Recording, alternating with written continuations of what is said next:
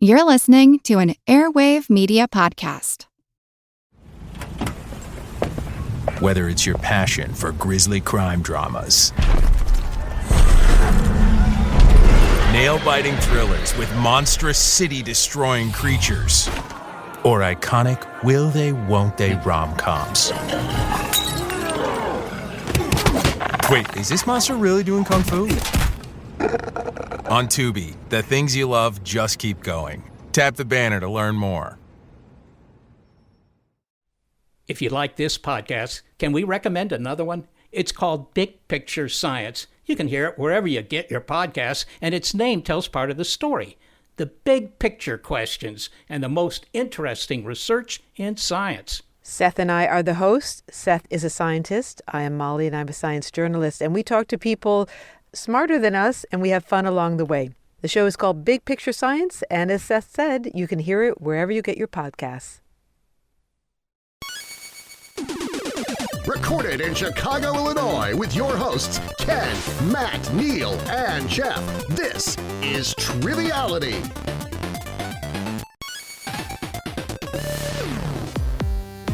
Hello and welcome to Triviality. My name is Neal, and this is the third episode of the semifinals of Bloodsport Season 3. I am here once again to represent the South of the United States. We are so excited to find out who will be the champion moving on to the final Bloodsport competition. And today, as you've heard in the last two episodes, we're going to be playing a special game designed by Ryan Myers called Streaks. Ryan, unfortunately, will have to miss this third episode, still under concussion protocol, but we finally got approval for him to get off of that, and we said that he has to go to Gold's Gym to build up his biceps and get ready for the next episode, which he will return, which we're all excited about.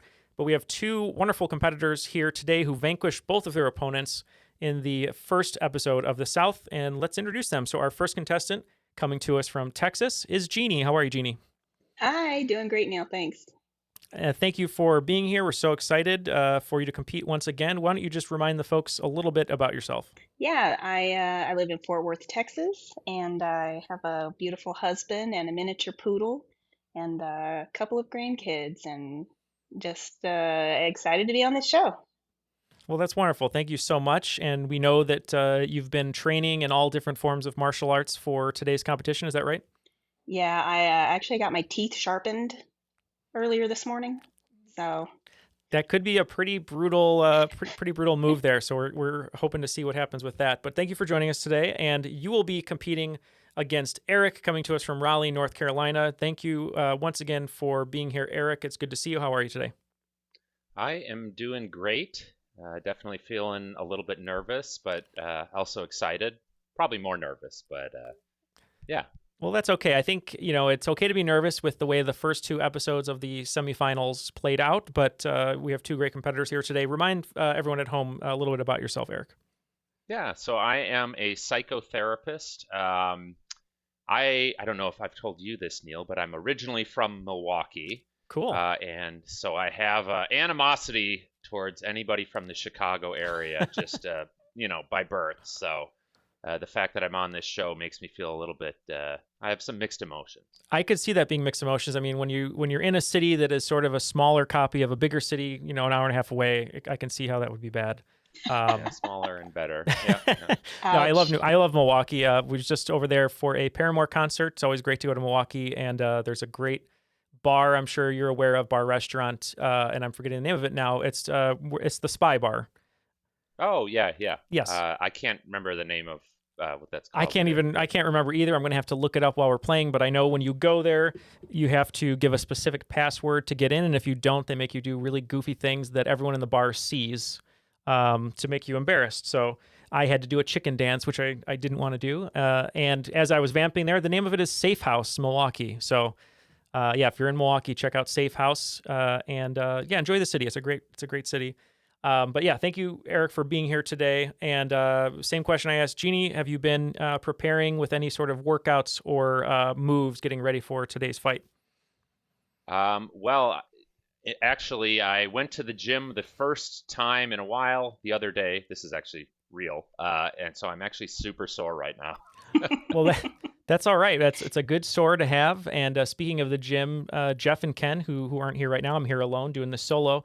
They just went to the gym together, so hopefully they're going to have a good sweat and listen to some old CNC Music Factory or something and have a good time. But yeah, we're so excited to have both of you here. As I said earlier, the game today is called Streaks. Ryan is not able to be here, but he passed along the questions, which I will read. And the way it's going to work is for every question, you get a point. Then the next question, if you get a second question correct, you're going to get 2 points. So 1 point for the first question, 2 points for the second, for a total of 3. If you get a third one in a row correct, that'll be a total of 6 points, and it keeps moving up. We haven't had to have any streaks yet in the first 2 games, so hopefully this will be the first one. But yeah, I'm ready to go, and Bloodsport, if both of you are. Let's do it. Sounds good. All right, so your first question is, which unique musical instrument is played by not touching it, but vaguely putting your hands near or around it?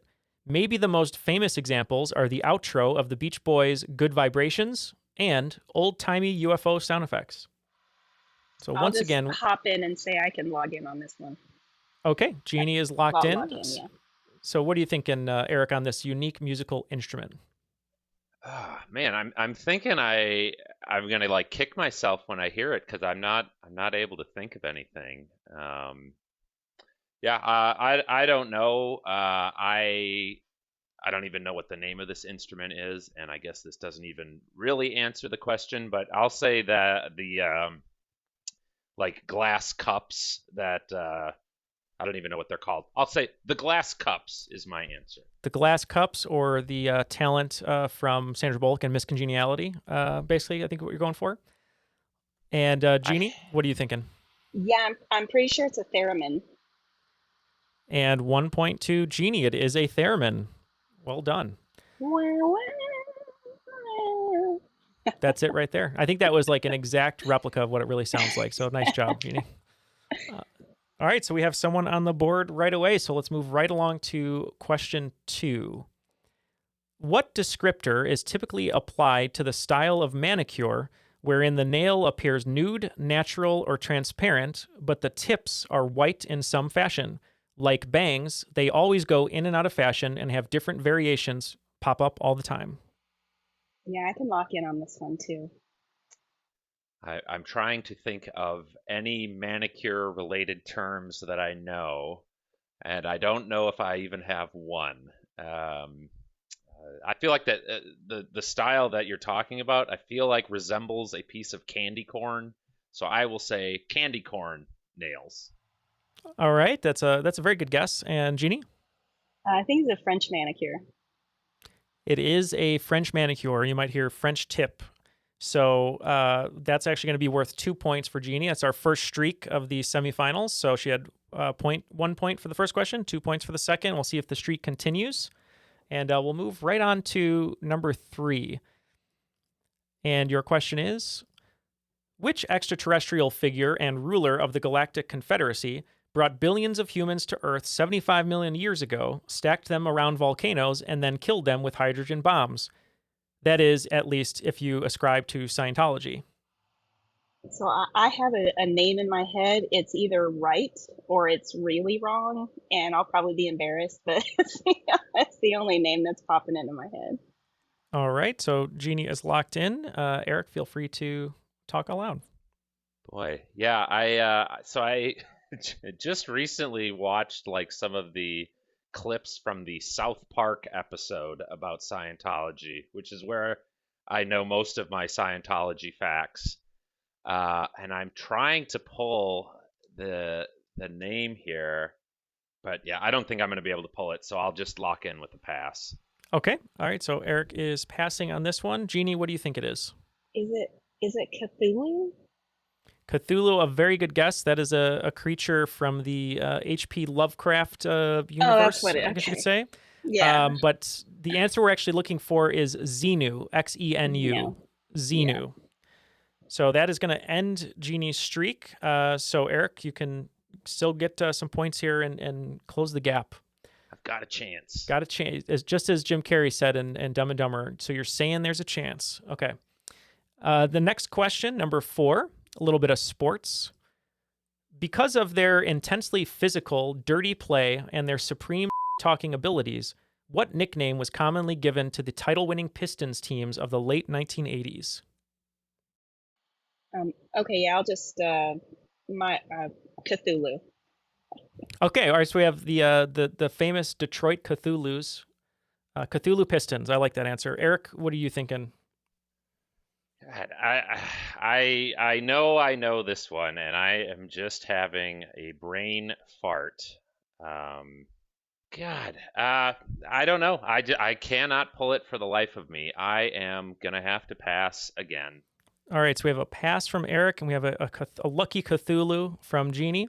You were right, though. It did involve Dennis Rodman before he went to the Bulls, and Isaiah Thomas. The players also on that team, let's see, Joe Harris was another one, James Wiseman, a couple others, but they were known as the Bad Boy Pistons. And I wonder, I think Dennis Rodman was a Bad Boy Piston when they were considered the Bad Boys. I don't know if there was like a Bad Boys period, but he is certainly a bad boy. So anyway, Bad Boy, yeah, the Bad Boy Piston. So no points on that one. All right, we'll move right along to number 5. This one's going to be a little bit in the food category. Last year, the FDA added a 9th major food allergy to their list. What joined milk, eggs, peanuts, tree nuts, wheat, soybeans, fish, and crustacean shellfish on this list? So once more, here is the current list.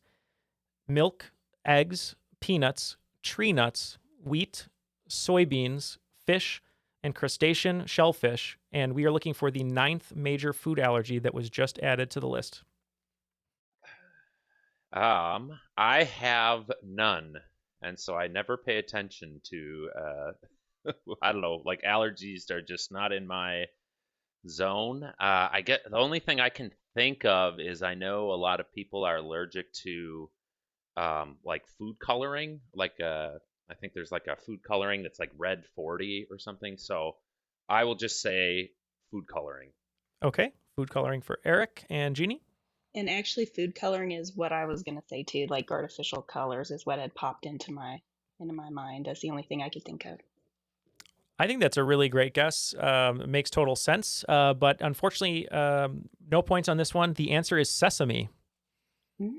Yeah, I would have never gotten that. It is delicious.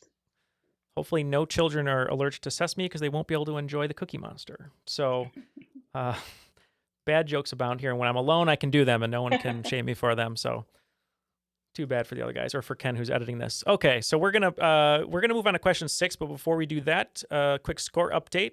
Eric, no points on the board yet, but still within striking range. Jeannie has 3 points after that first streak for question 1 and 2. They're both getting some water, adding some extra oil, maybe putting their knuckles into the flames to get a little angry. And we're going to see what happens in the second half here. So our first question of the second half, number 6, is going to be Kitty Foreman, Ann Perkins, Peter Petrelli, Carol Hathaway, Margaret Houlihan, Jackie Payton, and Carla Espinoza are all TV characters that have held what job? So I have a little game that I play with myself when I listen to Triviality, and I compare or I'm trying to figure out which of the hosts my knowledge most aligns with. And I've found that if Jeff knows an answer, I have about a 90% chance of Elsa knowing the answer. If Neal knows the answer, I have about a 5% chance of Elsa knowing the answer. And I feel like this one is probably a layup for Neal. I'm really bad at like TV and movies and pop culture and stuff. The only character that I know there is Ann Perkins, who I believe is from Parks and Rec. And I think maybe she was a nurse, and it would make sense that there'd be a lot of nurses in TV shows. So I'm going to say a nurse. All right. Nurse from Eric and Jeannie. Yeah, and as a huge MASH fan, I can tell you Hot Lips Houlihan was a nurse. So Nurse is correct. So great reasoning there, Eric. Yeah, a lot of nurses on TV, a lot of doctors on TV. And this was totally a Neal question. I mean, I think The Pistons one a little bit, but I finally got one here that was kind of in my wheelhouse, and which is hard sometimes in trivia if you're basically a pop culture fiend like myself. But point for Eric on the board. So let's continue. Let's see what happens here. We are going to move on to question 7. And question 7 simply states, which term that does not end in ology is the word referring to the study of light and how it interacts with objects and matter? I feel like it's right there, but I can't reach it. So, I can't even think. I'm like in my brain now, I'm trying to like come up with like the Greek word for light or something like that. And it's I'm not getting to that even, so I'll just say refraction. There you go. Refraction, okay. And Eric? I don't even know if this makes sense, but I locked in with optics. All right, optics. And the answer is a word shared by many modern public relations people. When their clients do something wrong, got to make sure that they have the right optics when they answer. So optics is correct. So Eric, with our second streak so far of the semifinals, just got 2 points for that. So great job. All right, we're gonna go a little bit into the literature realm here for question 8. With devastating consequences from doing so, alienating herself between two cultures, what does Bernice notably do in the title of an F. Scott Fitzgerald short story? I have no idea. I'm just probably gonna pass on this one. I mean, my only guess, alienating herself between two cultures, I have nothing else to go on, really. So I'm going to guess that she marries the wrong man. All right. The answer is bobs her hair. Oh. Yeah, so... What a hussy. Boy. That Bernice. Oof. Different times, right? Bernice bobs her hair. All right. So scores remain the same. We have 2 questions left, and both competitors are getting ready for the finale here. So we're going to go to question 9. Painter C.M. Coolidge created a piece titled A Friend in Need in 1903. By what name do you most likely know this piece of art? I can't think of any. I can't think anything that really makes sense. I'll just maybe this is from around that time period, and I know a name of it, so I will say American Gothic, but I don't love it. And Jeannie, your guess? I'll just say like The Hitchhiker. I don't know. Okay, so The Hitchhiker and American Gothic. I think you're right around the same time period, but this is a painting I'm sure everyone knows. I never knew it was called this until I read this question, but it is Dogs Playing Poker. Oh. That's cute. I like that.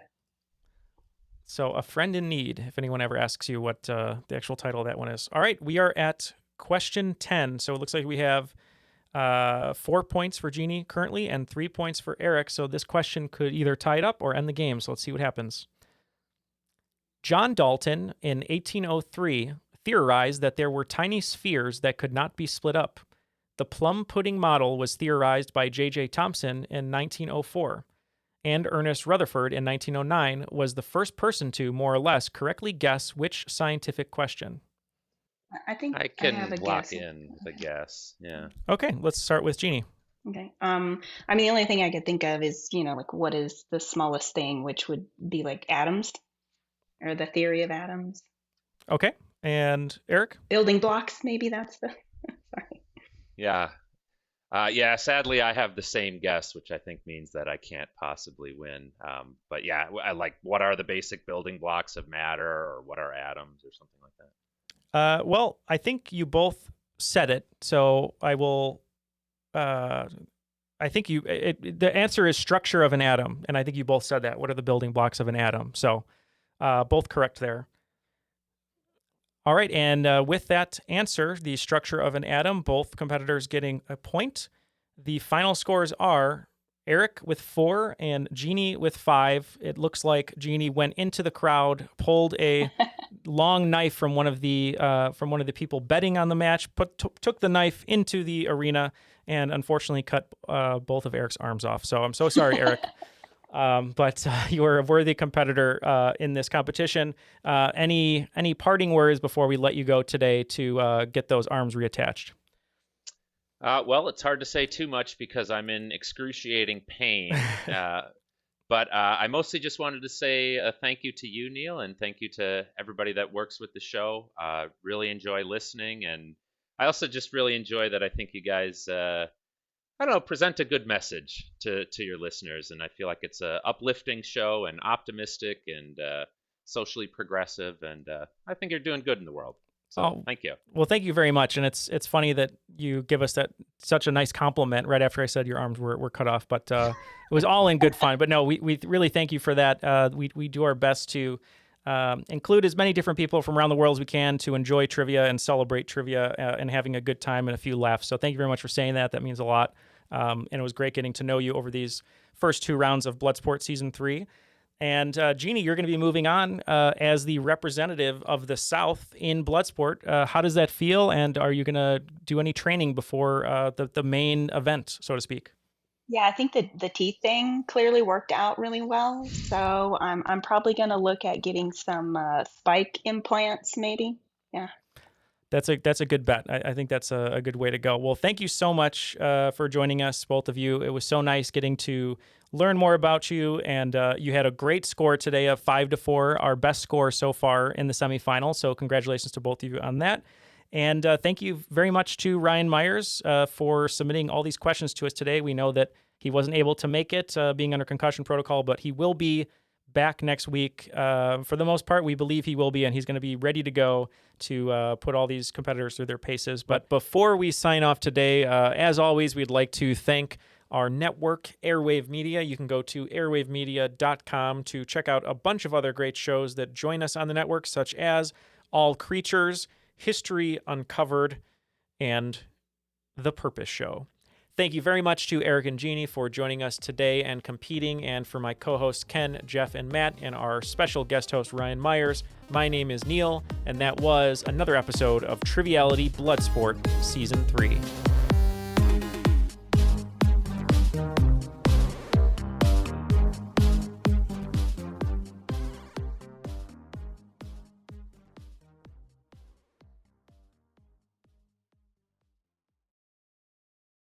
Yeah, Film Vault. We are one of the original film podcasts. That can't be true. There was like 2 other film podcasts when we began, Brian. How long have we been doing this show? You and I first sat down and did a version of the show over 20 years ago. My God. 2 episodes each week. One, we review movies, and the first episode, and the second one, different top 5 every week. Movies that made you cry. Worst movie accents. Most disturbing movies. All right, the Film Vault. Check it out. Wherever you find podcasts. That's right, the Film Vault, going on 20 plus years.